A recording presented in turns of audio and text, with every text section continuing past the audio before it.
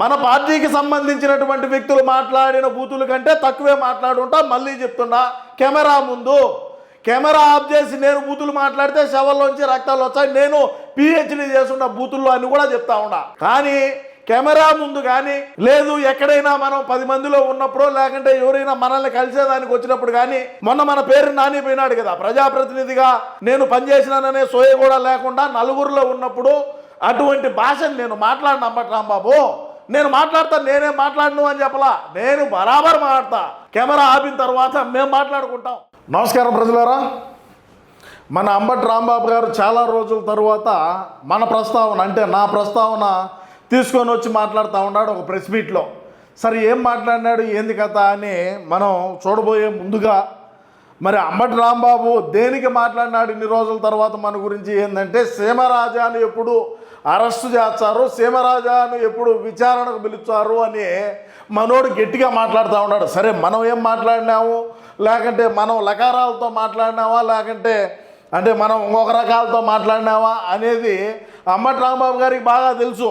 అయినప్పటికీ కూడా ఏదైతే మతాల మధ్య ప్రాంతాల మధ్య చిచ్చు పెట్టి మన పార్టీని దాన్ని ఇది చేసుకుంటా మనం అటువంటి వాళ్ళకే సపోర్ట్ చేసుకుంటా ఇప్పుడు ఇదంతా ఎందుకు వచ్చింది కథ అంటే ప్రశ్న రావణ్ అని ఎవరైతే ఉన్నారో అతన్ని అరెస్ట్ చేసిన తర్వాత సీమరాజాన్ని కూడా అరెస్ట్ చేయాలని చెప్పి మన పార్టీకి సంబంధించిన వాళ్ళందరూ కూడా కొద్దిగా ఎగురుతూ ఉన్నారు. ఎందుకంటే మన పార్టీలో నా ఎదుగుదల చూడలేకనే ఇదంతా కూడా. ఎందుకంటే జగనన్న ముఖ్యమంత్రిగా ఉన్న రోజు నాటి నుంచి కూడా మనం మాట్లాడుతూనే ఉన్నాం. జగనన్న ముఖ్యమంత్రిగా ఉన్న రోజుల్లోనూ కూడా మనం ఇదే చెప్పినాం.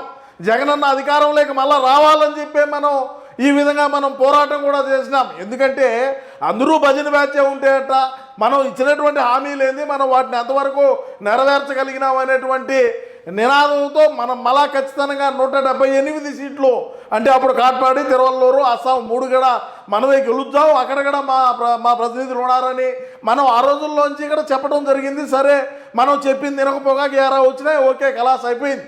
మరి అదేవిధంగా చూసుకుంటే ఈరోజు ప్రశ్న రావణ్ కులాల మధ్య ఏ విధంగా చిచ్చు పెట్టేటువంటి వ్యాఖ్యలు చేస్తాడు, అతను ఏ విధంగా అంటే మీరు అర్థం చేసుకోండి ఏ విధమైనటువంటి నక్సలిజాన్ని ఏ విధమైనటువంటి వ్యాఖ్యలతో ఆయన విశ్లేషణ చేసినాడు. మరి అదేవిధంగా హిందూ దేవుళ్ళని హిందూ సాంప్రదాయాల్ని ఏ విధమైనటువంటి మాటలతో మాట్లాడినాడు. నేను ఎన్నోసార్లు చెప్తా ప్రజలారా, ఇది కులాల మధ్య మతాల మధ్య చిచ్చు పెట్టేటువంటి వ్యాఖ్యలు కాదు. మన అన్న తెలుసుకోవాలని చెప్పి మనం ఎన్నోసార్లు ఎన్నో వీడియోల్లో చెప్పుకోవడం కూడా జరిగింది.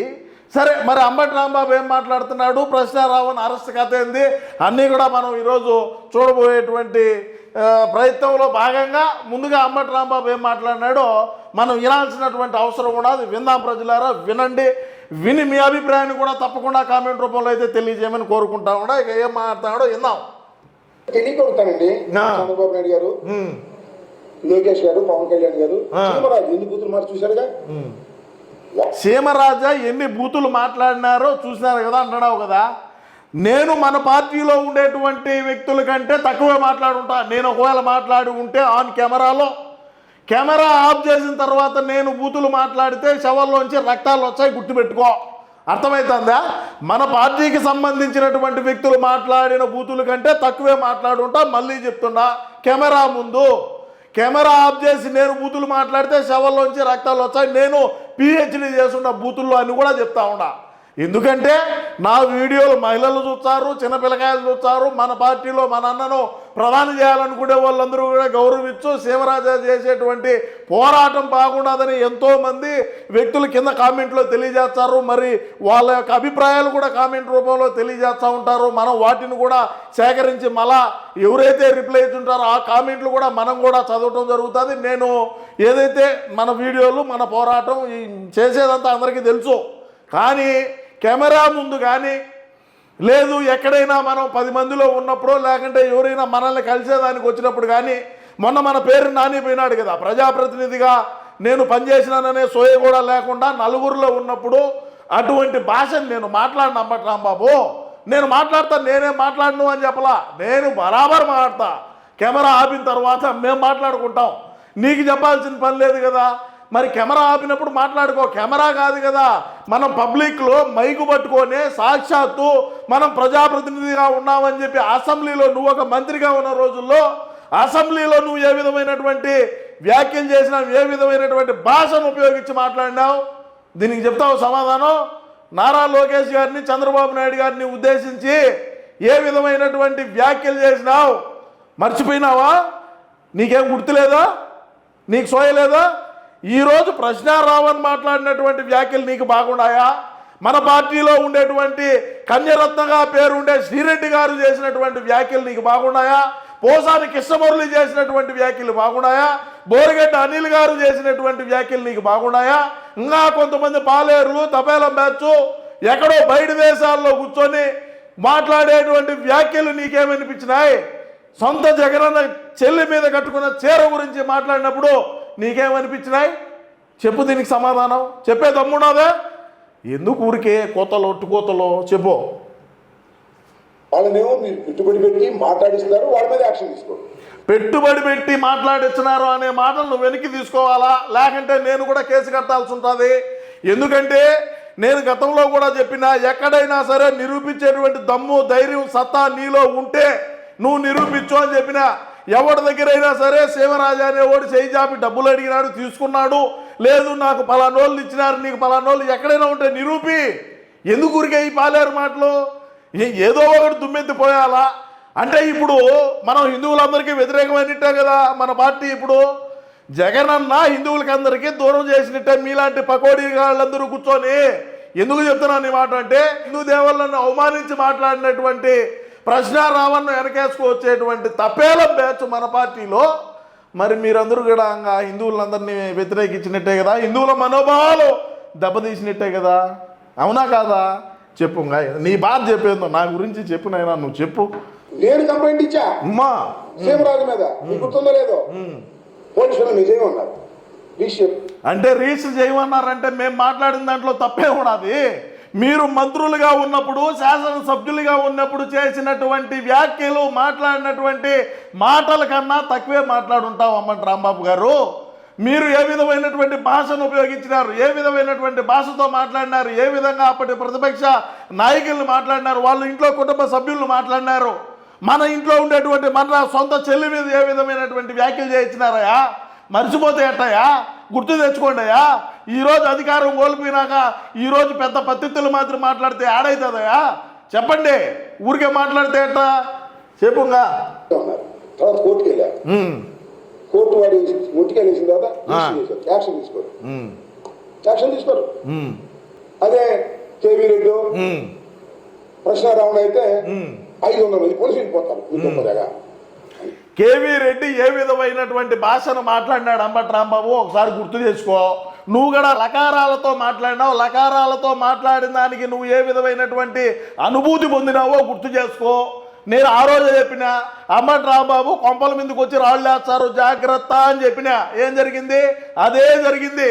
నీ ఇంటి మీదకి పోయినారు, నీ కొంపల మీదకి వచ్చి నీ మీద రాళ్ళు వేసినారు, నీ ఇంట్లో ఉండేటువంటి నీ కారుని పగలు కొట్టారు. మరి ఎందుకు మాట్లాడాల్సి వచ్చింది?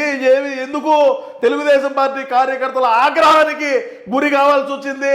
అంత విచక్షణ కోల్పోయి మాట్లాడాల్సినటువంటి అవసరం ఏమున్నది? మరి అదేవిధంగా ఒక వ్యక్తికి మనం తొత్తాసో లేకంటే ఇంకొకటో ఒత్తు పలుకుతాను, దా పలుకుతాను వెనకిడితే పోయి ఇబ్బందిలే. కానీ విచక్షణ కోల్పోయి మాట్లాడాల్సినటువంటి అవసరం ఏమున్నది? ఈరోజు సీమరాజా మీద కేసు కట్టాలా? సీమరాజా మాట్లాడినటువంటి మాటలన్నీ కూడా ఏదైతే ఉన్నాయో వాటిని మనం ఇది చేయాలా, అది చేయాలా, పోలీసు వాళ్ళు కేసు కట్టరంటే సీమరాజా చేసినటువంటి వ్యాఖ్యలు ఏవైతే ఉంటాయో వాటిని ఇంకా మనం వాటి పైనంగా మాట్లాడుంటాం. పైపిచ్చిగానే మనం తక్కువే మాట్లాడుండం మన పార్టీలో ఉండేటువంటి వ్యక్తులు. అది ఆలోచన చేసుకో. సీమరాజా మీద కేసు కట్టరు అంటే ఎందుకు కట్టారు కేసు? ఎందుకు కట్టాల కేసు? మన పార్టీలో ఉండేటువంటి వ్యక్తుల కన్నా కూడా నేనేమి విచక్షణ కోల్పోయి మాట్లాడలేదు, కోల్పోయి మాట్లాడబోను కూడా. అటువంటి భాషను నేను మాట్లాడబోను కూడా. అర్థమైందా? మన పార్టీకు, మన అన్నకు సన్నిహితులుగా ఉండేటువంటి వ్యక్తులు మాట్లాడిన దానికంటే తక్కువే మాట్లాడుంటాను, నేను ఎక్కువే మాట్లాడున్నాను. వాళ్ళ మీద అందరి మీద కేసులు కట్టి వాళ్ళందరినీ రిమాండ్కి పంపించిన తర్వాత మళ్ళీ నాకు ఆడికి రా, మళ్ళీ మాట్లాడదాం. ముందు నిన్నెప్పుడు దబాల్లో చెప్పు లోపల. నువ్వు మాట్లాడలేదా? నువ్వు మాట్లాడలేదేమయ్యా చెప్పుగా. కేవీ రెడ్డి మాట్లాడిన మాటలైతే వెనుసొంపుగా ఉన్నాయి నీకు. అదేవిధంగా ప్రశ్న రావణ్ మాట్లాడినట్టు అయితే వెనుసొంపుగా ఉన్నాయి. కులాల మధ్య, మతాల మధ్య, ప్రాంతాల మధ్య, దేశం గురించి, మరి అదేవిధంగా ఆపరేషన్ సింధూర్ గురించి, మరి అదేవిధంగా ఇంకా రకరకాలుగా ఏ విధమైనటువంటి వ్యాఖ్యలు చేశారు అవి నా నోటు కూడా చెప్పాల్సిన అవసరం నేను చెప్పబోను కూడా. చెప్పుగా అంటే మమ్మల్ని తిట్టేటటువంటి యూట్యూబులు, మమ్మల్ని దూషించేటటువంటి యూట్యూబర్లని మీరు పెంచి పోషించి మిమ్మల్ని విమర్శిస్తే మాత్రం వాళ్ళకి ఇదిగో యుఏపిఏ అంత భయంకరమైన యాక్టివ్ పెట్టి మీరు వేధించాలి అని, అణచాలని మీరు ప్రయత్నం చేస్తున్నారంటే మీరు గుర్తుపెట్టుకోండి చంద్రబాబు నాయుడు గారు, మీ గొయ్య మీరు తవ్వుకుంటున్నారయ్యా, మీ గొయ్య మీరు తవ్వుకుంటున్నారు. సరే వాళ్ళు ఎవరైనా తవ్వుకొని ఎవరన్నా పోని మనకు సంబంధం లే. కానీ అంబటి రాంబాబు గారు, మన పార్టీకి సంబంధించినటువంటి వ్యక్తులు మాట్లాడిన భాష కంటే నేను తక్కువే మాట్లాడుంటా. Point number 1. పాయింట్ నెంబర్ 2, మీరు ఈరోజు ప్రశ్న రావణ్ని వెనకేసుకొని వస్తున్నారు. సరే ఆయన హిందువుల పట్ల, మరి హిందువుల ఓట్లు మనకొద్దు, హిందువులతో మనకి ఎవరికి మన పార్టీకి సంబంధం లేదు, హిందువులను దూరం పెడదాం, మనకు ఉండే వాళ్ళు మనకు సరిపోతారులే అని నువ్వు వెనకేసుకొని వచ్చినట్టే ఈరోజు కులాల మధ్య, మతాల మధ్య, ప్రాంతాల మధ్య చిచ్చు పెట్టేటువంటి వ్యక్తులు వెనకేసుకొని రావడం మన పార్టీ యొక్క లక్ష్యం. అది మన పార్టీ సిద్ధాంతం. అదే రౌడీ షీటర్లని పెంచి పోషించాలా, అదేవిధంగా గోండాయిజం, అదేవిధంగా బెదిరింపులకు దిగి పెట్లర్లుగా ఉండేటువంటి వాళ్ళు, స్మగ్లర్లు, రౌడీ షీటర్లు అందరూ మన పార్టీలోనే ఉంటారు. అది మాకు తెలుసు. మీరేం కొత్తగా ఏడొచ్చేమి చెప్పాల్సిన అవసరం లేదు. ఇక 3వది, శివరాజాను అరెస్ట్ చేయలేదు, శివరాజా మాట్లాడినటువంటి మాటలు ఎట్టున్నాయి అది ఇది అని చెప్పి ఎంత ఇదిగా మాట్లాడతాడని చెప్పి మాట్లాడుతున్నారు. మనం ఎక్కడా కూడా సీమరాజా అనే వ్యక్తి మన పార్టీలో ఉండేటువంటి వ్యక్తుల కంటే తక్కువే మాట్లాడినాడు, ఎక్కువే మాట్లాడబోడని కూడా నేను ఈ సందర్భంగా ఈ వీడియో ద్వారా మన పార్టీకి సంబంధించినటువంటి శ్రేణులకు అందరికీ కూడా తెలియజేసుకుంటూ, ఏది ఏమైనప్పటికీ రాష్ట్ర ప్రజలారా, అంబటి రాంబాబు గారు చేసినటువంటి వ్యాఖ్యలపైన మీ అమూల్యమైన అభిప్రాయాన్ని తప్పకుండా కామెంట్ రూపంలో అయితే తెలియజేయండి. నమస్కారం.